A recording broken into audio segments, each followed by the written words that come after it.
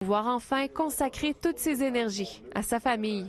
Pascal Robitaille, TVA Nouvelles, à Lévis. La cyberdépendance constitue un grave problème qui affecte de plus en plus de gens. D'ailleurs, l'Organisation mondiale de la santé la considère comme une véritable pathologie.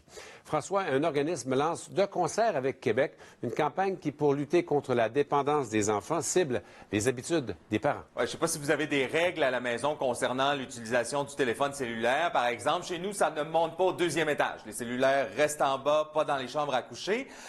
Par contre, là, ce sont des spécialistes et le gouvernement qui viennent dire, écoutez les adultes, là, si vous voulez que les jeunes aient une consommation équilibrée de l'utilisation des écrans, il va falloir donner l'exemple.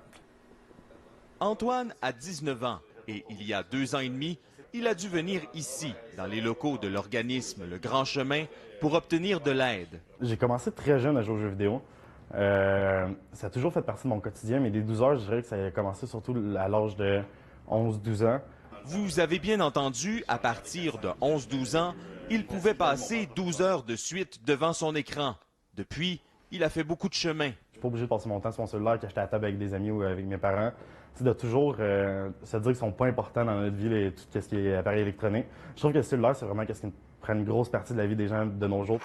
Antoine est loin d'être le seul et le gouvernement est bien conscient que la dépendance aux écrans est en hausse. Au même moment où notre société dit on doit faire plus de sport, plus d'activités physiques, on court des marathons, au même moment, le taux d'utilisation du cellulaire, les heures de connexion augmentent. Il financera une campagne pour sensibiliser les jeunes, mais aussi et surtout les parents. Chez nous, si quelqu'un touche à son cellulaire pendant le souper, il doit faire des push-ups. Chérie?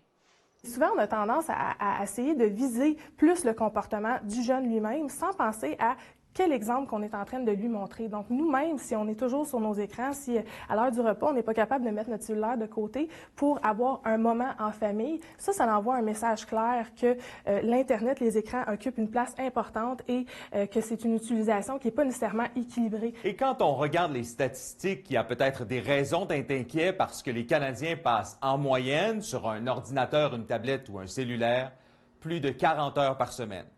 François Cormier, TVA Nouvelles, Québec. Au Québec, à 75